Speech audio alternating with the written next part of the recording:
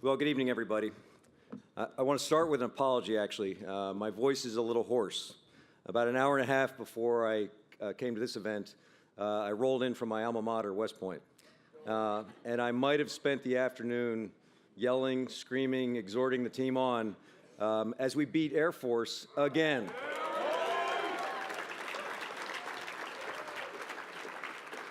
And of course, we won the Commander-in-Chief's Trophy again. Now, for those of you who aren't acquainted with this is only the second time we've won the Commander-in-Chief's Trophy in about 3 decades, but that's okay, we'll take it. It's a good streak. But what was even cooler than that, and I have had the opportunity to do a lot of cool things in 39 years in the military, but the assistant athletic director, who I know was a Green Beret, former Delta Force squadron commander, asked me right before the team came on, he said, hey, would you be willing to perform a pretty hallowed role? He said, we've got the plaque that captures George C. Marshall's epic quote, I need an officer for a secret and dangerous mission. Give me a West Point football player. Would you be happy to do that? And I said, probably a bucket list thing that I never thought about before, but absolutely. I said, do you have any advice? And he actually said, he had a very terse advice. He said, brace yourself. So you can imagine, and I just put this on Facebook a little while ago just to see what it would raise out there, but I'm poised with that plaque, staring off on about 50 to 60, 250 to 300-pound behemoths coming at me. And then I decided I better heed his advice. I better brace myself. So I stood there as these guys came out, all full of fire and brimstone. A few of them might have knocked me back a few yards while they did that. They all apologized profusely later on, but it was a true honor. And of course, we went on to beat Air Force. So I'm very proud of those folks. But that is football. And we're here tonight for a much more profound purpose. I thank you for the recognition which I accept on behalf of the amazing men and women who I call teammates in the United States Special Operations Command. More importantly, I want to thank this great organization, the Children of the Fallen Patriots, for what you do to sustain our tremendous armed forces and their families. More on that in a moment. But of even more importance, I want to thank the folks that drive the purpose and the focus of this organization, and that's our Gold Star families. And Cynthia did a great job earlier of singling you out and standing you up. I was going to do the same thing. I'm not going to torture you in that fashion, but let me merely pass my thanks to you. We routinely thank our Gold Star families for their sacrifice. We try to sympathize. I think we do an adequate job there, but we can never empathize for what they've gone through unless you've had a similar tragic experience. But I'd like to thank them for something that's less intuitive. I'd like to thank them for the inspiration that they are to those of us who still are serving. You didn't ask to be role models or inspirations for us. In fact, you could have opted to just walk away. But you chose to embrace your loved ones' teammates as your family. And the inspiration you provide back to us is indescribable. I was recently at an event down by Fort Bragg, North Carolina, and got introduced to a truly courageous and inspirational young lady by the name of Brittany Harris. Brittany was married to a young man named Specialist Chris Harris, who was a specialist in the 82nd Airborne Division. Chris was the most handsome man I've ever seen. Why do I say that? You can Google him, but Chris had the most dazzling blue eyes, and he was a legitimate model. He was a male model before he met Brittany. She joked how she used to watch other women ogle her husband. He was that good looking, and he really is. He's dazzling. I commend him to you tonight just to look at his picture as inspiration. Shortly after they got married, Chris shipped off to Afghanistan. They had decided to wait to have kids until Chris returned, but as things happen, she discovered she was pregnant shortly after his deployment. This actually is a viral internet video of her contacting him in Afghanistan to notify him virtually that they had a baby girl coming. Chris was due to finish his rotation almost exactly when the baby was due. He never got the chance to meet his baby girl. There was an equally popular video where Chris's platoon from the 82nd joined Brittany and her baby girl when they got back to North Carolina. Brittany explained that when she was informed of Chris's death, while carrying his child, she felt hopelessly lost. She said, I met a Gold Star mom who told me something that resonated so deeply in my soul that it changed everything I would do from that point on. She said, when something like this happens to you, you can run from the Army or you can run to it. I desperately wanted to run to it and never leave. The Army was my connection to Chris and my family now more than ever. And we are blessed and inspired by that decision and the decision of so many others who have opted to stay with us and inspire us. Why do I say inspire?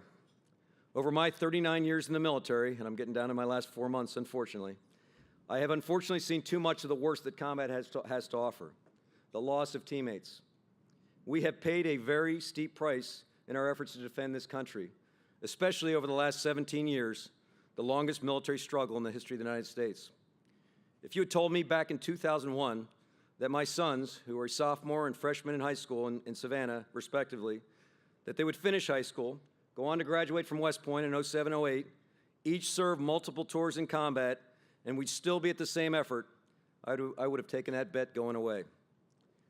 Our armed forces have lost almost 7,000 members, and my small service, which constitutes only 2% of the DoD force, has paid a disproportionate share. 521 of our teammates who have paid the ultimate sacrifice, and just today, I was notified 3 hours ago, another one has joined their ranks. Despite the hardship, the force is amazingly resilient. For the countless memorial and funeral services I've attended, and whether or not I've had a role or was merely a supportive comrade, I have always struggled to discern the why. Why someone so young, so talented, so loved, so full of potential was taken at such an early age. I have never been able to come up with the answer to that question. Yet on every single one of those occasions, I've been struck by the compelling fact that I and we are still here for some reason.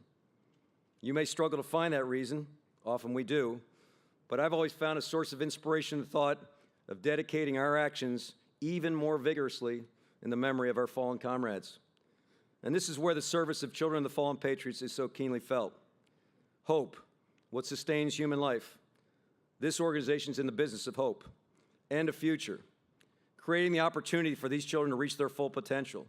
It's about unleashing potential, hope in the midst of grief, a fruitful future in the face of a deep loss, a sense of direction in a life where everything seems so upside down.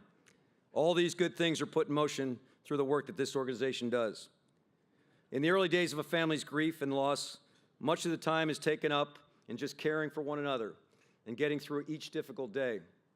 For many, the distant future is unclear and uncertain, with too many unanswerable questions. This organization creates space for surviving families to focus on the immediate task of helping each other survive, unencumbered by the long-term concern of paying for college. You are lifting a weight. They can live in the now and get through the day. Each day has enough challenges of its own, and as they work through the challenges of grief and starting a new life, tomorrow is already so difficult to think about. Those of us who execute the duty of sending our warriors into combat at great personal and family risk are so very thankful to you all for your work of compassion and comfort in grief and your hope and your gift of hope for better days ahead for the children of those who have fallen. Your service to these families is evidence of the decency of the American people in an era where some have ventured to doubt it. When I see what this organization is doing, I'm convinced that our nation will continue to be strong so long as we continue to care for those who have given their all to defend it. There's perhaps no more tangible way of honoring that legacy than what you and this organization enable us to do, and that's tap into the incredible potential of their loved ones. Many of them are here tonight. I can't tell you how powerful and comforting it has been to the families of the fallen when we're able to convey to them, don't worry. There are caring Americans who can and will provide for your family's needs. It has allowed us to keep these families close as they ran back into our arms and our care. The strength of our families amazes me every day. Let me give you one example, perhaps my most poignant memory of too many memorials. Last year, we lost a young non-commissioned officer named Aaron Rhett Butler, a 19th Special Forces Group National Guard soldier out of Utah. Aaron was the 7th of 8 kids. You guessed it, a Latter-day Saints family. He was a 4-time Utah State wrestling champion, one of only 2 to do so. I flew out into Moab. Some of you have visited. It is truly God's country. In fact, I had the U2 tune playing in the back of my head. I ventured down to a town on the Four Corners area called Monticello. They call it Monticello, not Monticello. The entire town had fallen out to be there for the family. about 4,000 to 5,000 people. I always feel awkward in these situations as the ranking man coming into one of these ceremonies because they usher you right to the front, and you certainly want to pay deference to everybody who's standing in line for that long. But I was ushered right to the front, and I met the father, who was a big bear of a man, a very gregarious character, and he had taught the entire family how to wrestle, to include their oldest daughter. The oldest of 8 was a stunning blonde of about 40 years old with 3 kids, and she was an MMA champion. The other 7 were all wrestlers.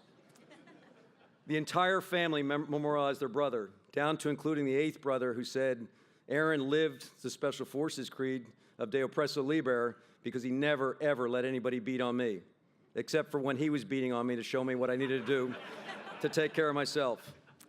But it was the mother who I will always remember. She was straight out of Central Casting, an absolute matriarch. And when I went to express my condolences to her and give her a big hug and shake her hand, she gripped my hand even harder, looked me straight in the eye, and said, "Stay on this. Finish it." My knees almost buckled. She could have taken me to task for why her son was no longer with us. She didn't, and no family I've ever met has. Instead, she inspired. That experience renewed my faith. It renewed my faith in our families and the supporting communities in which they live, and reminded me of what is really great about this country. This past spring, I called Aaron's mother before I testified before the Senate because I had a habit of conveying this story to various groups, and I intended to tell our Senate leadership exactly what she told me, but I was concerned that she might not appreciate that. So I reached out to her in Utah, and she said, "Absolutely tell them. They need to hear that message and stay strong." In closing, I just want to thank you again for providing us the support and resources necessary to take care of our most precious resource, our people and their families. You are enabling us to stay focused, to stay strong as we deal with the many security challenges facing our great nation. Dave and Cynthia, to you and your great team, thanks for all you do. On behalf of both my team and the larger armed forces, I want to thank you for your kindness and generosity. Lastly, as we share each other's camaraderie tonight, I'd ask you to keep in mind our many fellow citizens who are downrange right now, tonight, defending this great nation. I have over 8,000 of my teammates in 80 different countries at this moment. They love doing what they do, and they consider it an honor to have the privilege to serve. May God continue to bless the phenomenal men and women of our armed forces, and may God continue to bless our great country. Thank you very much.